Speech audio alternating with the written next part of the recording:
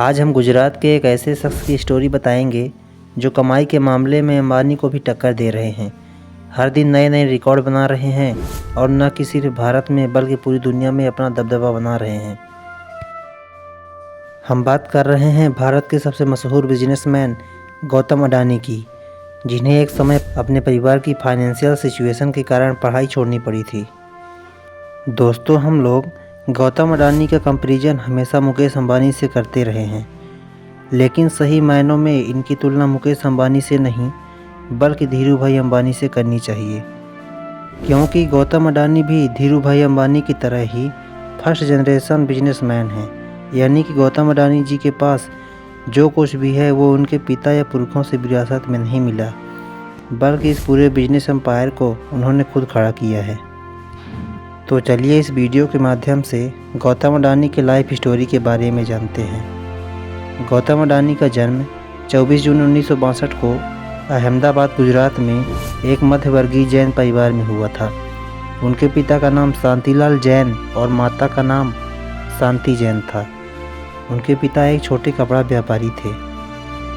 गौतम अडानी ने अपनी प्रारंभिक शिक्षा अहमदाबाद के सेठ सीएन स्कूल से की। उसके बाद गुजरात विश्वविद्यालय में उन्होंने वाणिज्य में स्नातक की डिग्री के लिए प्रवेश लिया, लेकिन उन्हें अपनी पढ़ाई बीच में ही छोड़नी पड़ी। गौतम अडानी की पत्नी का नाम प्रीति अडानी है, जो एक डेंटिस्ट और अडानी फाउंडेशन का नेतृत्व करती हैं। उनके 2 बेटे भी हैं, जिनका नाम है करण अडानी और जीत अडानी। कॉलेज की पढ़ाई छोड़ने के बाद उन्होंने अपना पूरा फोकस खुद के बिजनेस को शुरू करने में लगा दिया। वैसे तो उनके पिता का एक कपड़े का व्यापार था और गौतम चाहते तो पिता के साथ ही वह व्यापार में हाथ बटा सकते थे, लेकिन उन्हें अपने पिता के बिजनेस में ज़्यादा कुछ दिलचस्पी नहीं थी और वह अपना कुछ अलग और कुछ बड़ा करना चाहते थे। और इसी बीच वह मुंबई आ गए, जहां शुरुआत में तो काफ़ी संघर्ष करना पड़ा, लेकिन कुछ समय के बाद उन्हें एक डायमंड सप्लायर के यहाँ नौकरी मिल गई। यहाँ 3 सालों तक काम करने के बाद उन्हें समझ में आया कि ज़िंदगी में करना क्या है, इसलिए उन्होंने नौकरी छोड़कर अपना काम शुरू कर दिया और जावेरी बाज़ार में डायमंड ब्रोकरेज कंपनी की शुरुआत की। और यह गौतम अडानी के द्वारा शुरू किया गया उनकी ज़िंदगी का पहला बिजनेस था। जैसा कि गौतम के पास बिजनेस करने की ज़बरदस्त काबिलियत थी, इसीलिए यह उनका पहला बिजनेस सक्सेस हुआ और उन्होंने इस ब्रोकरेज कंपनी की सहायता से काफ़ी सारा पैसा भी कमाया। लेकिन 1981 में गौतम अडानी के बड़े भाई मनसुख भाई अडानी ने अहमदाबाद में एक प्लास्टिक यूनिट को खरीद लिया था और प्लास्टिक के इस बिजनेस में हेल्प करने के लिए उन्होंने गौतम को अपने पास बुला लिया और फिर गौतम भी अपने भाई की सहायता के लिए अहमदाबाद आ गए। गौतम के बड़े भाई की जो यह कंपनी थी, उसको पॉलीविनाइल क्लोराइड की आवश्यकता होती थी और उनकी यह ज़रूरत भारत से पूरी नहीं हो पा रही थी, इसीलिए गौतम को पॉलीविनाइल क्लोराइड दूसरे देशों से इंपोर्ट करना पड़ता था। और फिर यहीं से गौतम अडानी को इंपोर्ट एक्सपोर्ट करने के नियमों की जानकारी हुई। दरअसल गौतम को इंपोर्ट एक्सपोर्ट करना अच्छा लगा और उन्होंने इस फील्ड में भी बिजनेस करने का फैसला कर लिया, जिसके बाद साल 1988 में उन्होंने अडानी एक्सपोर्ट्स लिमिटेड नाम की कंपनी शुरू की और यही कंपनी आज अडानी इंटरप्राइजेज लिमिटेड के नाम से जानी जाती है। इसमें धातु, एग्रीकल्चर प्रोडक्ट और कपड़े की कम्योडिटी ट्रेडिंग होती थी।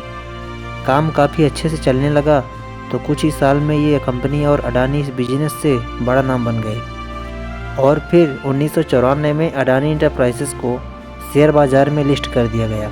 फिर साल 1995 आया।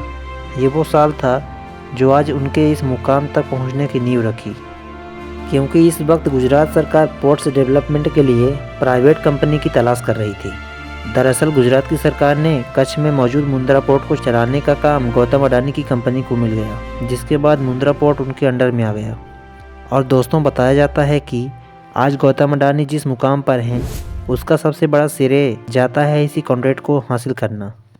मुंद्रा पोर्ट को खरीदने के बाद 1998 में गौतम अडानी ने अडानी पोर्ट्स एवं लॉजिस्टिक कंपनी की शुरुआत की।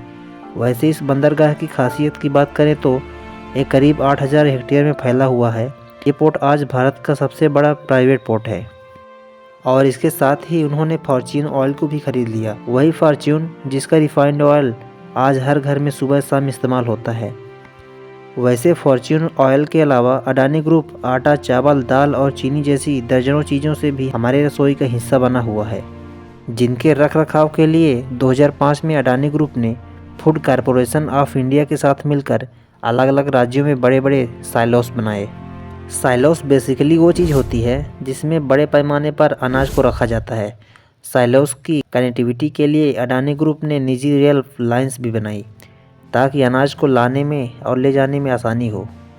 और इसके बाद गौतम अडानी ने डोमेस्टिक इलेक्ट्रिसिटी का जनरेशन किया, बड़े बड़े राज्यों को बिजली सप्लाई करनी शुरू कर दी। लेकिन इतने बड़े पावर प्लांट को चलाने के लिए ज़रूरत से ज़्यादा कोयला चाहिए था। इसके लिए गौतम ने ऑस्ट्रेलिया के कोल माइन को खरीद लिया और अडानी अपना बिजनेस बढ़ाते गए और पैसा मिलता रहा। जिस अडानी ग्रुप का कारोबार 2002 में 76.5 करोड़ डॉलर था, वो 2014 तक आते आते बढ़कर 10 अरब डॉलर हो गया। और ज़रूरत को देखते हुए अडानी ने नेचुरल गैस के क्षेत्र में भी बिजनेस को बढ़ाया और 2017 में सोलर पीवी पैनल बनाने शुरू किए। बंदरगाह और निजी रेल लाइंस के बाद अडानी ने एयरपोर्ट्स की तरफ उड़ान भरी और 2019 में अहमदाबाद, लखनऊ, बेंगलुरु, जयपुर, गुवाहाटी और तिरुवनंतपुरम जैसे 6 हवाई अड्डों की मोनेटाइजेशन और ऑपरेशन की जिम्मेदारी ली। वहीं मुंबई एयरपोर्ट्स लिमिटेड में भी अडानी ग्रुप के पास 74% की हिस्सेदारी है। अपनी लाइफ में बहुत सी परेशानियों का सामना करते हुए गौतम अडानी ने अलग मुकाम हासिल किया, जिसका नतीजा है कि आज गौतम अडानी का व्यापार पूरी दुनिया में छाया हुआ है और इसी के साथ वह भारत के पहले सबसे रिचेस्ट पर्सन भी बन गए हैं। आई होप ये वीडियो आपको पसंद आई होगी। वीडियो को लाइक और शेयर करें और इसी तरह की मोटिवेशनल स्टोरी देखने के लिए हमारे चैनल को सब्सक्राइब करें।